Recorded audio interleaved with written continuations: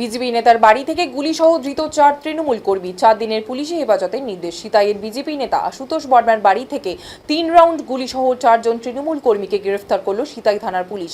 ঘটনাকে কেন্দ্র করে এলাকায় ব্যাপক চাঞ্চল্যের সৃষ্টি হয়েছে। মঙ্গলবার ধৃতদের দিনহাটা আদালতে তোলা হলে বিচারক তাদের 4 দিনের পুলিশি হেফাজতের নির্দেশ দেন। সরকারি পক্ষের আইনজীবী মৃগাঙ্ক সেনগুপ্ত জানান, সোমবার রাতে প্রায় 10টা নাগাদ 4 জন তৃণমূল কর্মী সিতাইয়ের বিজেপি নেতা আশুতোষ বর্মার সঙ্গে দেখা করতে তার বাড়িতে যান। অভিযোগ, বাড়িতে প্রবেশের আগে আশুতোষ বর্মার দেহরক্ষীরা তাদের তল্লাশি চালান। সেই সময় 4 জনের মধ্যে একজনের কাছ থেকে 3 রাউন্ড গুলি উদ্ধার হয়। এরপরই 4 জনকে আটক করে সিতাই থানার পুলিশের হাতে তুলে দেওয়া হয়।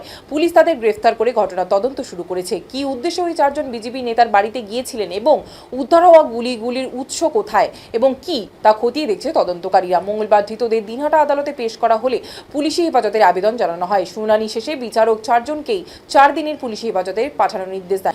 ঘটনাকে ঘিরে রাজনৈতিক মহলে জোর চর্চা শুরু হয়েছে। পাশাপাশি নিরাপত্তা এবং ঘটনার প্রকৃত উদ্দেশ্য নিয়ে নানা প্রশ্ন উঠতে শুরু করেছে।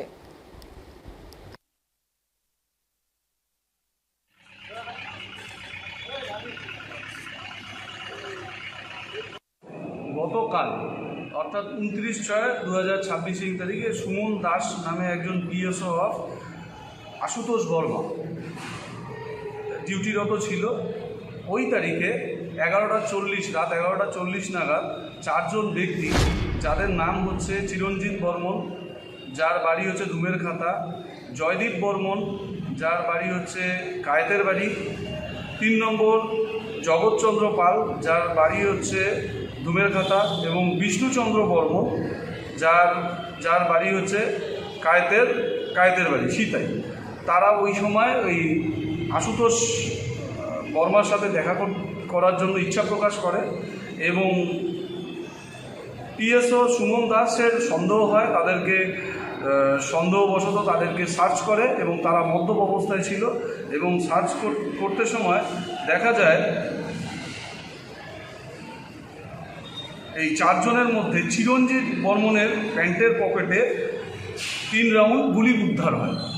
তাতে সন্দেহ হয় এবং পরবর্তীতে সিতাই থানার পুলিশকে খবর দেওয়া হয় এবং এই 4 জনকে অ্যারেস্ট করা হয় এবং অ্যারেস্ট করে আজকে মহামান্য এসিজিএম 2 আদালতে প্রেরণ করা হয় এবং 10 দিনের পিসি চাওয়া হয়েছে। আমি সরকার পক্ষের আইনজীবী মৃগাঙ্ক সেনগুপ্ত।